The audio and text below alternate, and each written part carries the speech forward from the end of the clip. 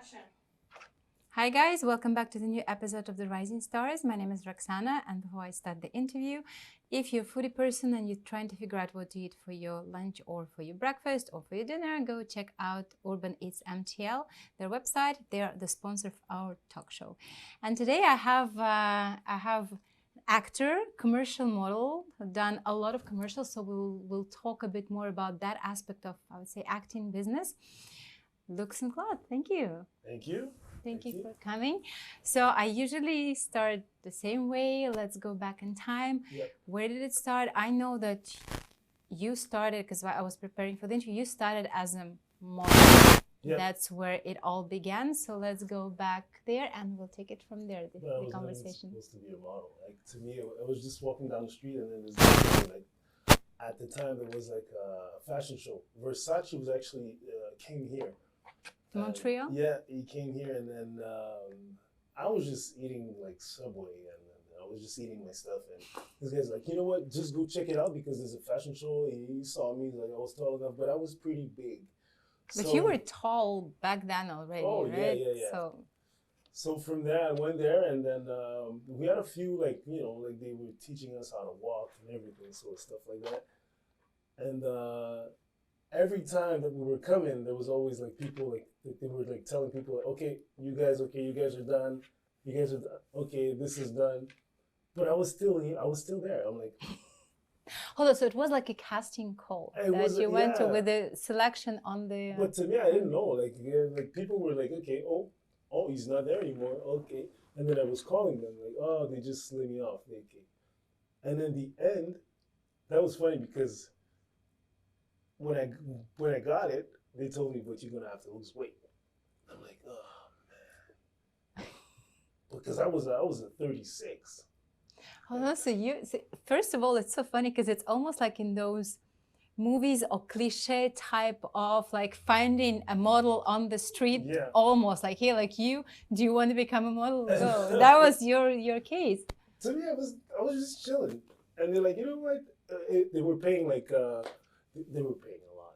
So I'm like, you know what? I was working at the Gap. I lose the weight. Exactly, and I lost the weight. It was hard though to lose the weight though, because I was at 36. And I had like 4 months to became to be a 32. Oh, okay. So it's 4 sizes. That's how big you. I can't even imagine now. Like looking at your skin, I can't even imagine you being. Because I was eating all the time. Because I was working late at night. So every time, like I was finishing work, I used to go to remember like on St. Catherine there was like a little suburb right next to Valencia. I don't think I was even here back then. Okay, you weren't. Okay, there you go. I was eating there all the time. Okay. So I had to stop everything. And then my mom helped me, Okay, so I had a question because you started modeling at the age of 19, right? Yep. That's what all that happened. And that's usually the age when like you kind of need to decide what you want to do in life. Like, are you going to be an accountant or are you going to be a lawyer or doctor or whatsoever? Yeah. And that's typical picture that most of the parents have in their head. Your parents, were they supporting your idea? Helped me to lose the weight. Just to tell you, if my father, my father would be like, no. But my mom, she was like, yes, I'm going to help you, and you're an artist. This is you. This is what you want. You like that. And she supported me, but she's like, it's going to be hard. And then the way she said it, she's like, it's going to be a lot of work. So you're going to have to put in the work. And then from there, I'm like, okay, let's do it. And then she showed me like how to eat, like how and when to eat. And what to eat. Exactly. No, she was amazing. She supported me all the way. Like my mom was my coach. Okay. Yeah. Well, that's pretty cool. I mean, it's because not always you would get that support from the parents because I don't think they perceive that as a career. A hobby, passion, whatever. You play around with that one, but go get a real job. But she was a singer.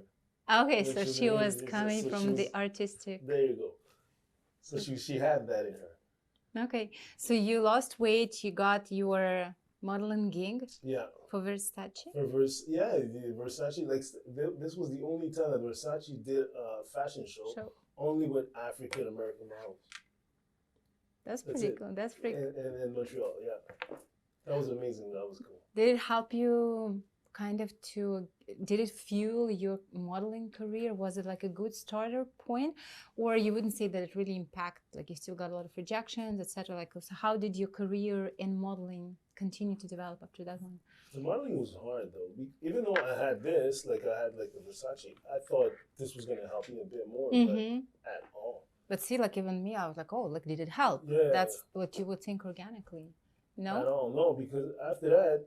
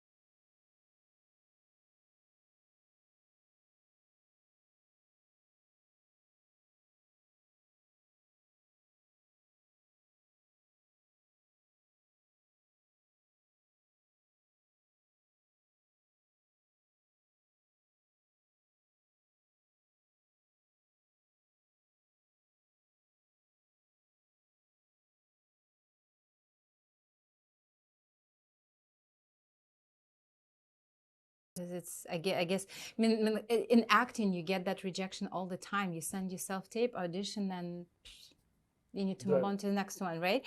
So the same thing there. It's just that at least here you can somehow influence by your acting. There it's purely them looking at your photos. So it might be even more devastating. Like, okay, what kept you motivated to keep on going? You know, it is. These are good questions because well, I prepared. I'm gonna say it. I prepared. You know, I feel different because yes, I'm from Haiti, but I'm really in tune with my African spirituality. So every time I go on, like let's say for an audition or something like that, I realize that everybody says the same thing. Like most people say the same thing, but I'm like, you know, sometimes I just like, you know, when I go there, I'm like, and they're like, what do you think right now? I'm like, I'm Ogu right now. So they're like, what is an Ogu? I'm like, it's an African divinity that actually is proud of himself and is a warrior. So they're like, oh. So just there, they're like, wow, that's very stand out right away. Right away, stand out. So I'm bringing my spiritual culture there. So if this is what kept me like going, because at a point I'm like, what am I gonna do? I'm 45 years old, so when you think about it, like, look younger. I told you that before, and when we met on the set. So I feel different. I feel like I'm not afraid to like show myself and say who I am. But what kept you then going when you were back that? Because right now you can say that with the level of experience that you have at your 45, right? Like if you go back when you in that like 19 plus when you were just developing your modeling career, what kept you motivated? Like, I don't care, I'm gonna go. It's determination. It's just part of you, or like, because it can get very demotivated. It's like, yeah, like I'm not being chosen. Whatever, I'm gonna quit. Well, I mean, okay, this is what happened, because when I first started, like I said, I had to lose the weight.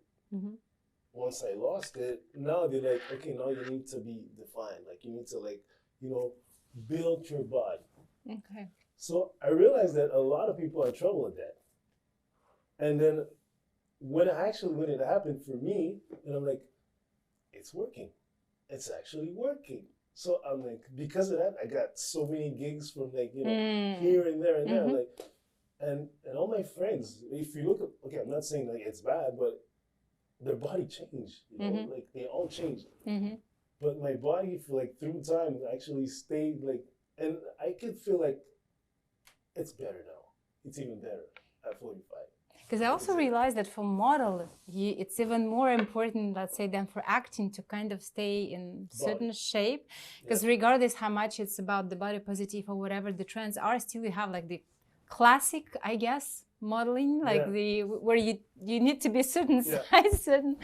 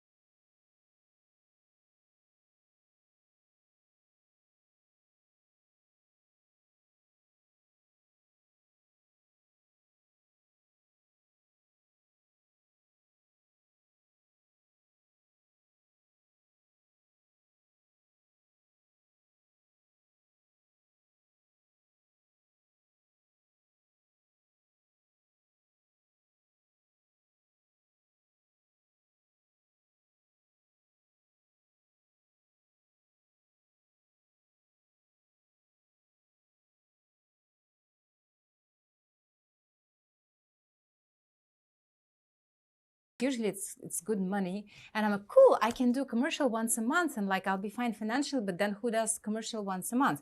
You did like almost, you have every single Yeah. year you had one or two commercial like regularly. Yeah. What's the secret? What's the tips or tricks how to book more, or any insights on, because that's a separate industry. I mean, acting is acting, commercial is so let's talk a little bit about that, because I haven't met yet in those interviews the person who had that many for big brands. Yeah. You know what? It's because at first I used to go to like a lot of auditions and get nothing. I took some, like acting classes at MSOPA. I took acting classes, and then from there I took like an atelier de, what do you call that? Like a scene and a camera. On camera workshop, something like that. But just the camera workshop, honestly, did help. It helped so much because like they were like, okay, stand there, look at the camera, and then look natural. What is for the was it for the acting, or was it for all the commercial? They were like, just they wanted you to be yourself. But when you look at the commercial, like the first one I did was Jaguar. I don't drive a Jag. I don't have that kind of money. But they were like, they wanted to see something like in me that like I want to feel that you have a Jaguar.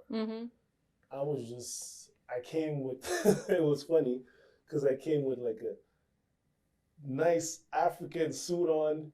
And I came like just for my interview. Like I came with like it's this suit, and they're like, you look like a king. And I'm like, all right, because I feel like you brought your you brought your roots right away. Exactly. So it's just that, just be yourself, because and when I like, especially that Jaguar was like this commercial got me like so many other commercials. So is it like, can you say that it's like almost like I forgot the word. Oh my God. One attracts the other. Yep. So the more you do, the more kind of you Definitely. get to be booked. Yeah. Because it doesn't work always like that in film industry. I mean, it does, but not to that extent. It does though. If you get a good, like, let's say a director likes you, trust me, this director is going to talk to another one, to another one, to another one. So this is what's going to happen. Like when I did Jag, the director was actually from here, and he's like, I really like you, so you know what? I'm gonna suggest you to like for a small movie, like something very small. And then I did that, and that person, I really like you. And then from there, I booked a part on a small French TV show. From that French TV show, I booked like another part, but on a bigger French TV show. And then so it's they just need be on time, be there, deliver, smile, say thank you, and leave. That's it. But that's exactly how I got all these parts, because you're like, okay, it's easy with him. He knows his line. Know your lines. Is there any specific to the auditioning for the commercials? Is it anyhow different versus auditioning for a role, a regular role? Like any differences between like how do you play around with your character, if I may say so? I don't know for everybody, but I feel like it's very different when you do commercial. What's the difference? They don't want you, even though you have lines, they don't really want you to talk. They want you to do certain things. They're like, okay, pick this up. And just the way you're going to pick it up, they're like, okay, pick it up like you want to have it. So imagine, they're just filming your hand there. So you have to show that you want it. But when like the auditions for movies, it's right here. They don't want you to move too much. There's no like, don't move your hands too much. It's like just the expression is right here. But when it comes to commercial, they want you to, okay, move this, do that. Okay, just smile now. But at the same, I think it's harder. Commercial, you find commercials it's harder? Yeah. Auditions? Yeah. Really? Yeah. Because you do so many things at the same time. That, let's say you pick up this phone and you're like, okay, now smile. And then look at the girl, but it has to be very natural. but for 30 seconds.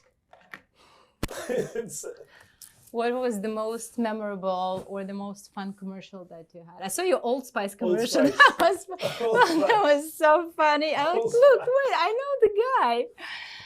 No, but you saw the commercial. Right? It's ridiculous. No, it's funny. This was like, to me, I think so far this is my favorite commercial.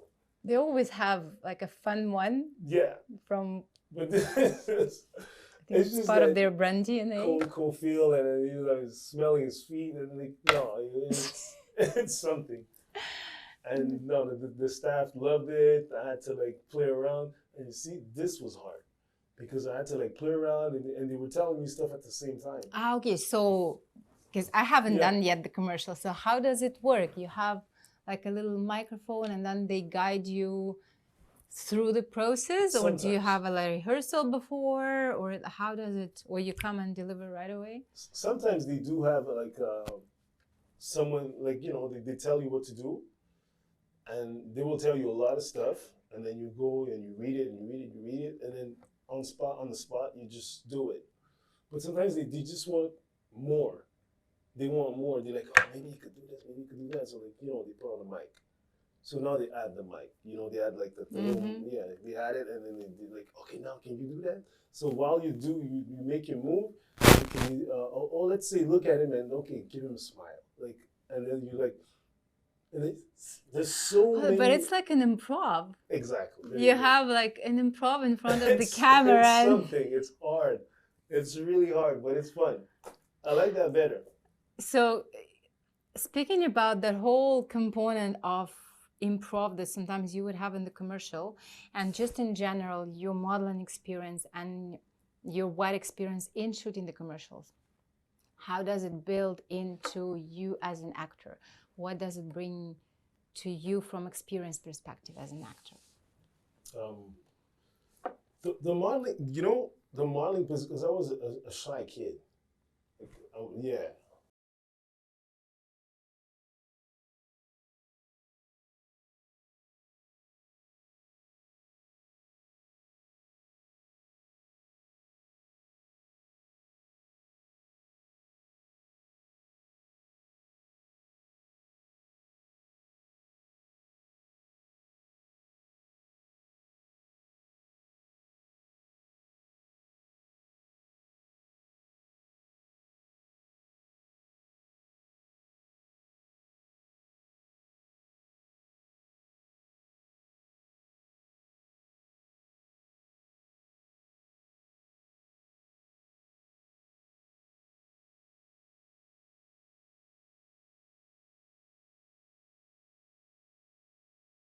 Camera was a very different thing, because once I got into like the acting part, I'm like, whew, that was like, you have like cameras and everything, you have people around, and I didn't start light, I start heavy, and acting. In acting, when Yeah. you say I start heavy, what do you mean?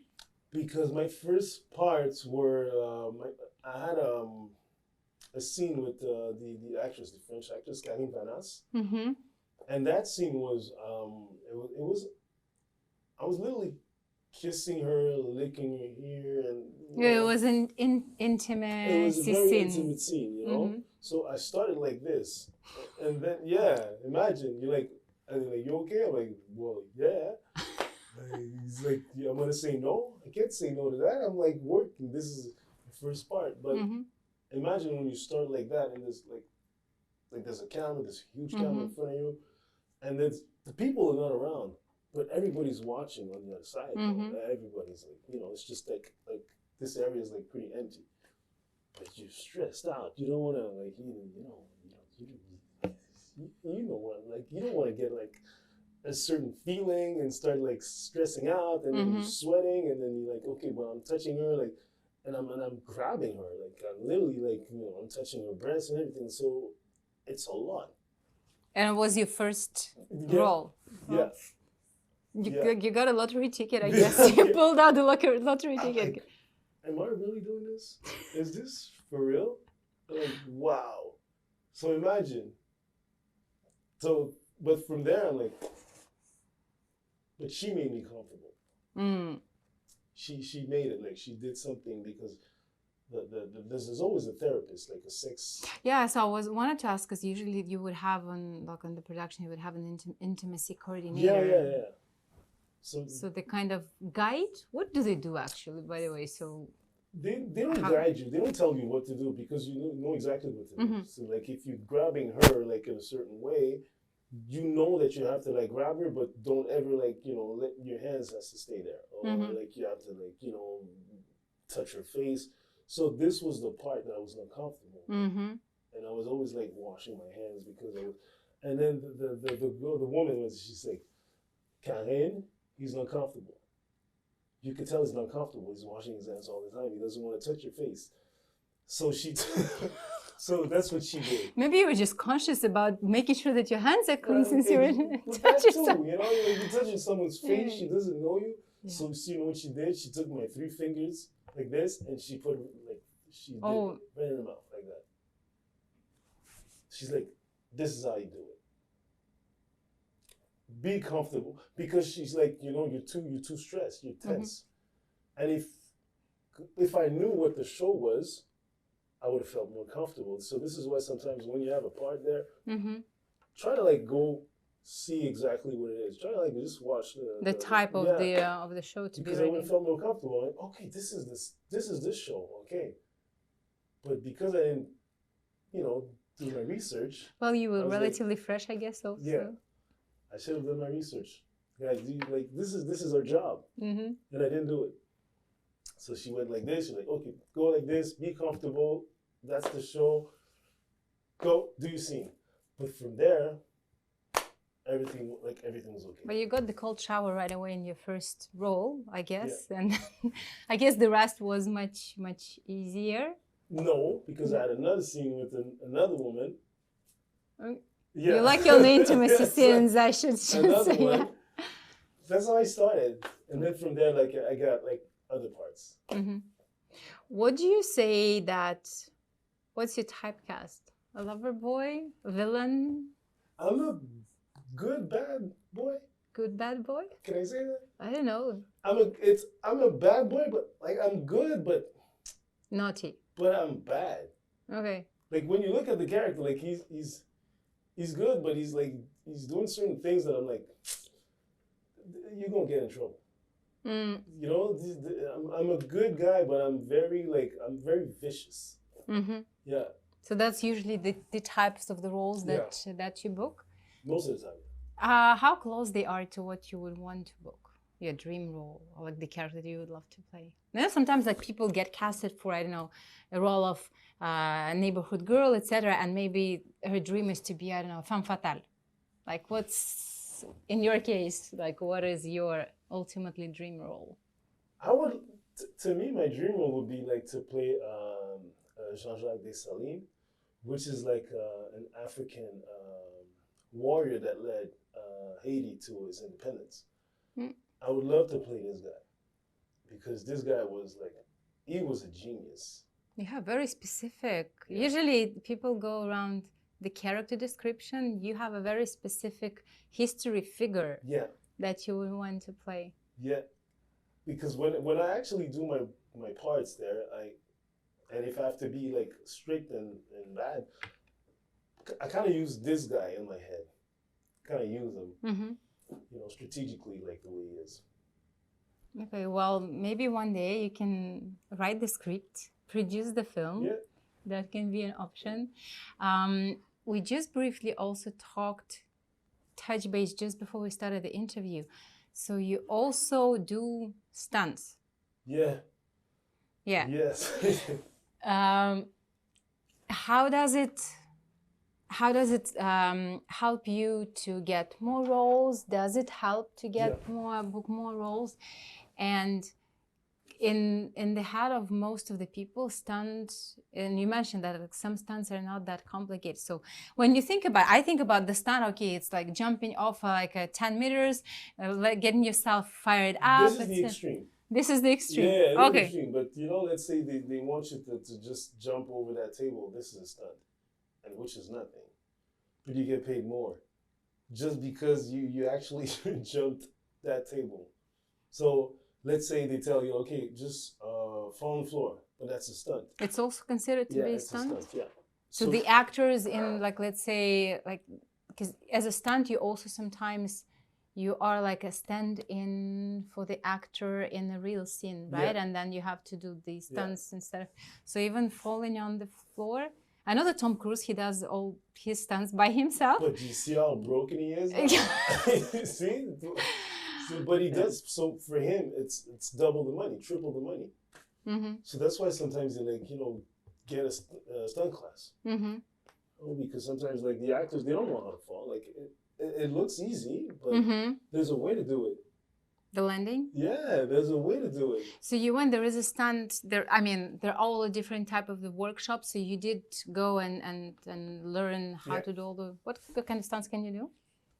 Oh, I could, like, if you want me to jump this building, I could do it.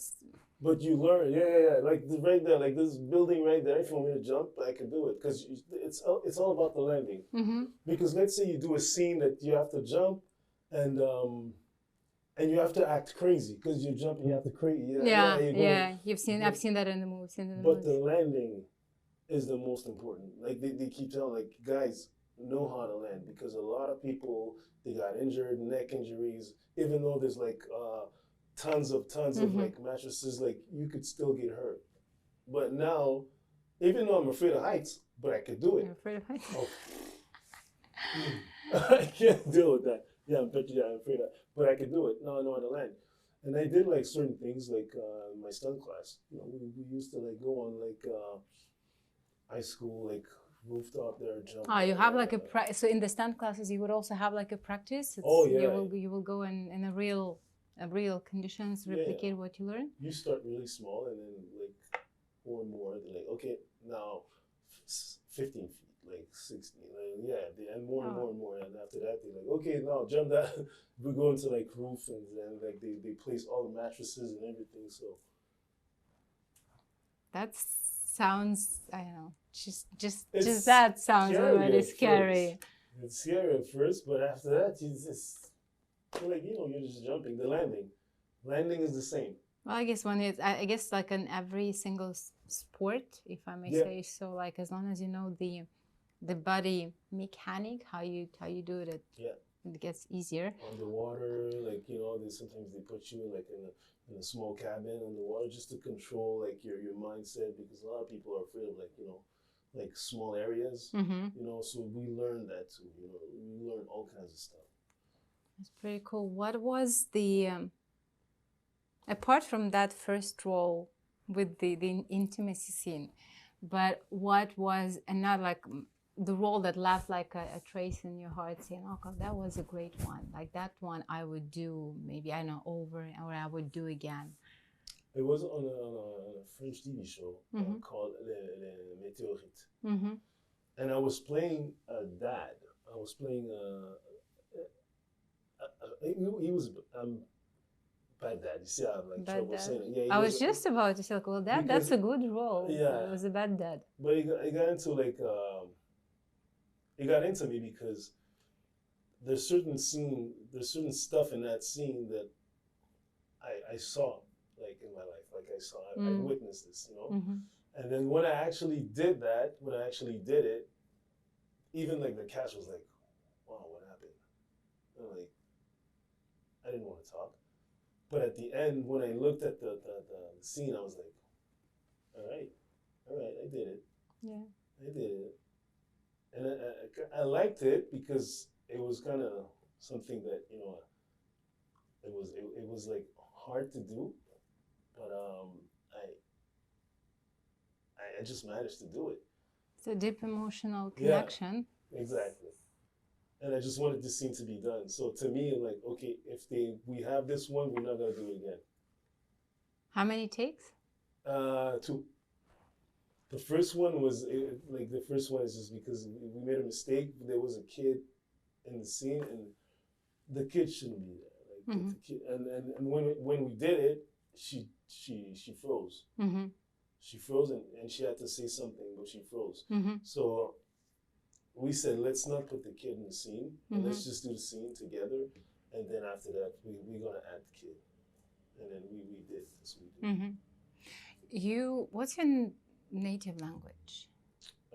Creole, French, and then Spanish, and the last one is English. Oh, so and do you feel a difference when you act in French, which I guess would be more closer to you, like almost like native language, versus when you act in English, or not a lot?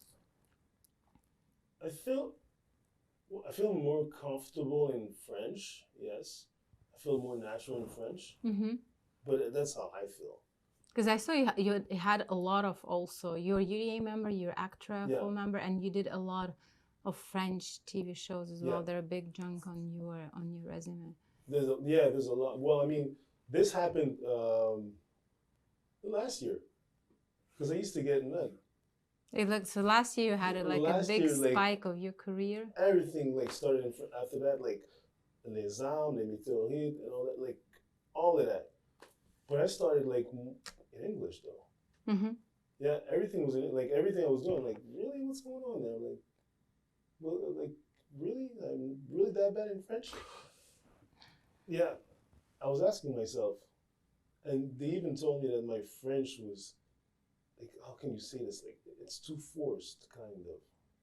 Because of the do you have accent? Did they say that you have accent? Was it? Yeah, but they said you could speak Québécois, but it's forced. I feel like you're not natural. So I was okay, maybe it's too much. So with the classes, it kind of helped, you know. They're yeah, you're forcing too much. You don't have to talk like that. You know, you're French, you're fluent French, but you don't.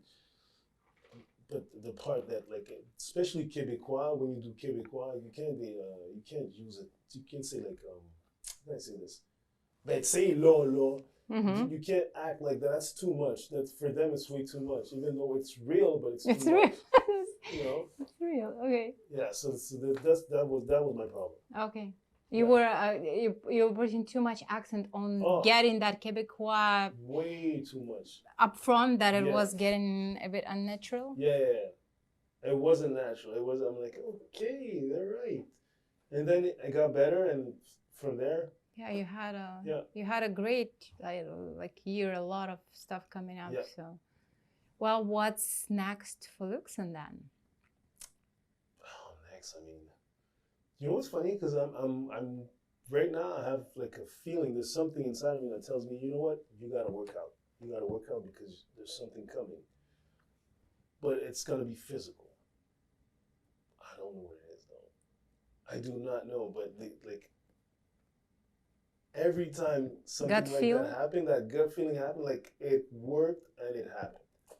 So right now it's I'm being on this training machine. I'm training really hard, and that's kind of funny because my agency they keep sending me stuff auditions oh, we're looking for a tall, lean, physical guy. All right, okay, are you ready? Yes.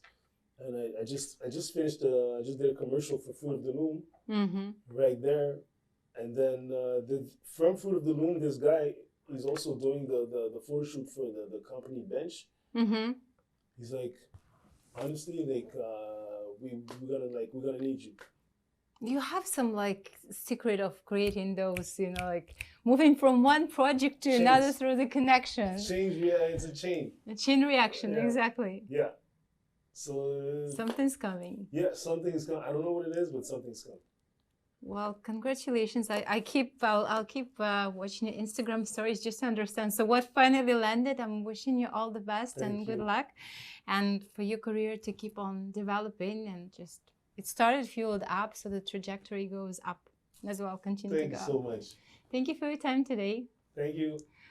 Well, guys, I hope you enjoyed the conversation, learned something new about the tips and tricks, also how to book more commercials, or just learn something new for yourself as an actor.